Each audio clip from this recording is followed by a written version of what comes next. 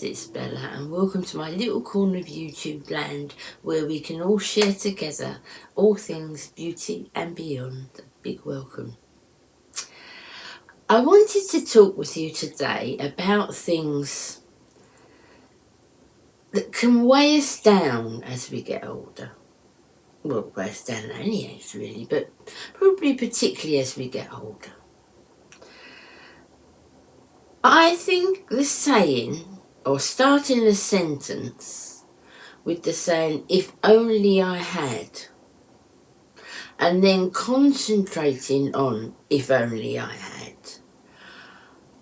can be very damaging. It's been very damaging to me because I've done that an awful lot.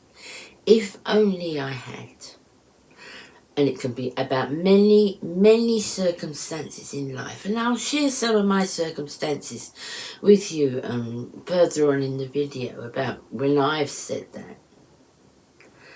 I think a couple of songs come to my mind really when I'm thinking about this. One is Frank Sinatra's, Regrets I have a few, yet then again too few to mention. Well, I'm sorry, Frank, but if I concentrated on my regrets, I've got quite a few. The key, I think, is another song by Cher, If I Could Turn Back Time. And we can't. We can't turn back time. So for all the if only I'd taken this road, if only I'd have done that, it's all pointless because we did what we did. At the time, we 99% thought we were doing the right thing, or we were guided that way, or coaxed that way, whatever. Those, if only I could, it's just filling your mind. It certainly has with me. It honestly has with me. And for a long time, I'd go back, if only I could. And then I'd go down, my mind would go down the road. If only I hadn't done this, this is what would have happened. And then my mind plays out the scenario of what would have happened. But it didn't happen. And that's long ago, that's gone. So, however much I dwell on it, it's doing me more harm than good. It's doing me... Life has got to start now. We've all got lovely memories, and my goodness, I've got memories that I treasure, absolutely treasure, and I'm not talking about looking back on those, because on a daily basis I look back on my life to my children being small and them growing up and going to school with it. It's a regular thing. I love it. I loved that time in my life. I loved the 80s. No regrets. No regrets at all. But there are some things that I've thought many times, if only. I think one of the big ones that sort of played on my mind for a long while, if any of you know me, and I know quite a few of you do, I had quite a bit of a topsy-turvy upbringing. And I was quite scared of my dad. Well, I was very scared of my dad. Now, ever since a child, as long as I could remember, I wanted to work in the beauty industry. I've always wanted to be something to do with beauty. The knowledge wasn't there when I was much younger about the dermatology and so forth, but I would love to have been something in the beauty industry. So I went to college and I was at day release the hairdressers that also did manicures, and it was just a start. I was just right at the very beginning. And the lady was lovely, the hairdresser. She had quite a few students there, and she'd had, I think I went in on a Thursday or a Friday, but she had quite a few of us there, but only one or two at a time. But she also had an Alsatian, a huge Alsatian. And I was very, very frightened of dogs. I'm still a bit nervous of them, but I'm not like I was, back then. I was absolutely terrified of dogs. And I'd go in this one day. You've got to remember, I've always wanted to be in this industry, always as a little girl. I went in on this particular day, and the dog jumped up friendly, but I almost passed out. I was so scared. Now, I was too frightened to go home and say, I can't work with that dog, I can't, because my dad would have just poo-pah'd it and I'd had to have gone with the dog.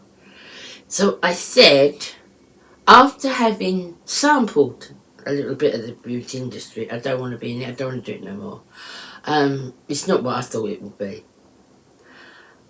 And it wasn't true, because it was everything I thought it would be, and it was all what I always wanted, you know. They had makeup artists in there, and at the time it was very sort of 70s, you know, very psychedelic makeup and so forth. But I loved it. I loved watching it and learning about it.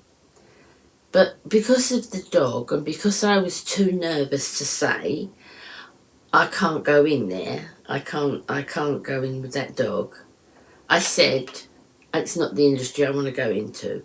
I'm going to go back, finish college, go to university and do personnel management. I always wanted to work with people. There was no doubt that I would never be in an office. It wouldn't work for me. I had to be hands-on with people. And I had no regrets as far as my career, because I did go on and I had a decent career, and met some lovely people, worked with some lovely people. So, no, I had no regrets there. But my thought that, if only, what would have happened if I'd have had the gumption to say, I'm sorry, Dad, I don't like, the dog frightens me, so I'm going to have a word with the tutors. I'm going to ask them to put me in another position. She's a lovely lady, but I'm frightened of the dog. So that's it, and stand up for that. I was old enough, and stand up for that. What would have happened? What would have become of my career if I'd have had the gumption to say, no, this is not, you know, if only I'd have said that. So where is that getting me? Because I didn't say that, and I'm talking about 50 years ago. I didn't say that. I didn't have the gumption to say that. So let's concentrate, or I'm trying to concentrate on what I did achieve, which was good. It was good. It's not what I initially wanted, but it was good. And if I concentrate and my mind stays on the road I could have gone down, and sometimes, you know, sometimes I see some of our lovely, you know, knowledgeable beauty ladies on here, and I think, oh, I could have done that, I could have done that, I'd love to have been in that position, you know, but I wasn't, and I didn't, and life is so hard as it is. We need to concentrate, I do, for myself. I need to concentrate on well, I did do this and I did do that, and that all turned out all right. One of the biggest if onlys was harder for me to deal with, really. And I'm sure we've all got things like this in our life. I'm sure we have. But for years and years, this has been one of my biggest if only. When I lost my mum, she was, I was 30, just 40, I was just 40. And I just went to pieces. I went to pieces. I've got no brothers, no sisters, no family at all. It was me and my mum and my daughters. And when I lost her, to me, I'd lost my entire family. I'd lost my friend, and I couldn't bear it. It was so horrible. And anybody who's lost someone they love very much knows that, and knows how that feels. You cannot describe bereavement. You can't describe that sort of heartbreak to anybody. but it really got to me, and it really affected me as far as depression goes and anxiety goes. Therefore, it affected me as a mother. My biggest, if only, and far more than the beauty industry one, my biggest, if only, I was offered bereavement counselling, and I turned it down. I turned it down. I said, no, I'll deal with this myself. And that is one of my biggest, if only I had taken that road. And, you know, got help sooner. I did get help eventually. I did. But by the time I got the help, I knew I needed it. At the time when the bereavement was new, it just completely took me over. And how that affected me and how that affected people in my life is a huge regret. It is a huge regret. And I often say, if only I'd, taken that advice. But I didn't. I didn't. And if I concentrate on that all the time, I should have taken that advice. What if I did? What would my life be? How would my life be? Would I be where I am? Would I have met Bass? Would my daughters have met their partners? At the road we go down, if we follow the path, because that happened because of that happened because of that. And if I had gone down another road when they were little girls, they may not have met their partners. How would they? I wouldn't have met a man who lives miles away from me. How would I? Things are meant to be. They are meant to be. And if we can't do anything about it, and we can't do anything about the past at all, to dwell on it, and I spent years dwelling on these things, I'm not just saying, this is what you should do and what you shouldn't do, because I spent years and years concentrating on these things. It just eats you up. It completely eats you up. And getting older and dealing with things in life and dealing with ill health and different things we have to deal with as we get older. Adding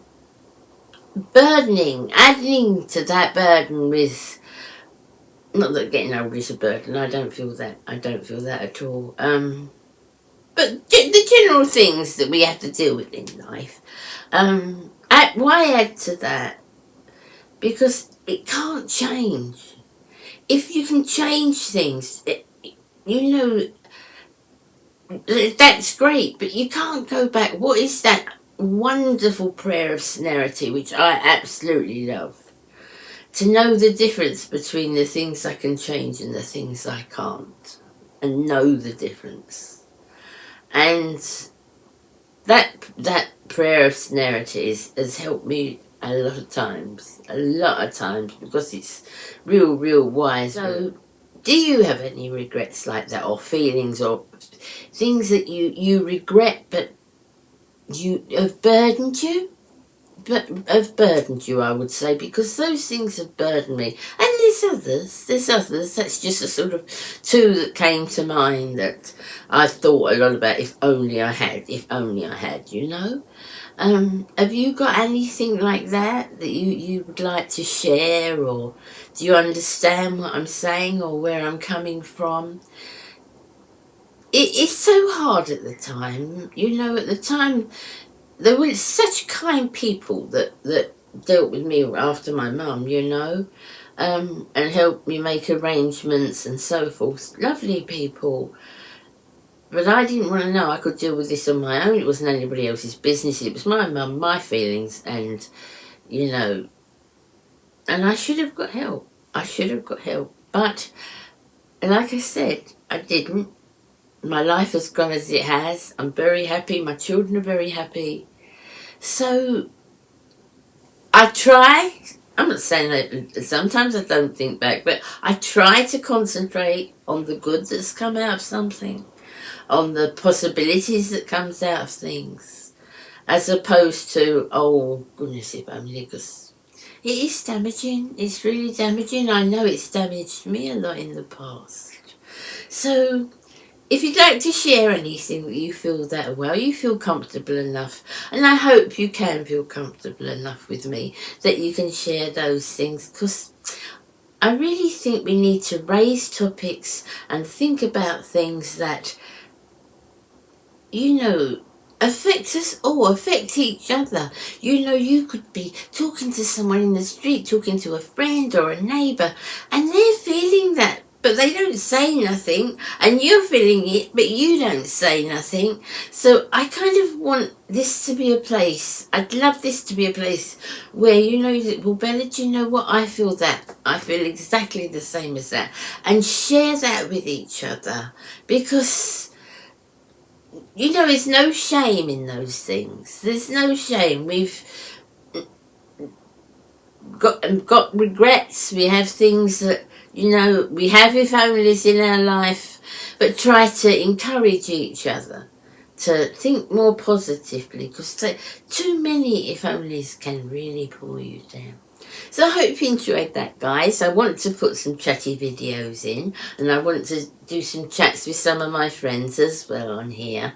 But I've not been long back, so I'm still working on it at the moment, working on ideas, but I've gone back to, you know, allocating hours to YouTube every week now, so that I do 4 days a week. I don't show 4 days a week. I don't put up 4 days a week at the moment, but I work 4 days a week. Like I said, it takes a lot. There's a lot behind the camera, as opposed to what you see in a few minutes. So I hope we can do things like this. And again, if there's any topics you'd like to bring up, I've done divorce before, but I will do it again. And different things that people fight inside in their hearts, you know, and what they're feeling, and just be support for each other, really. So thank you so much for being here with me. I'll see you again in my next video, and please take great care. Bye now.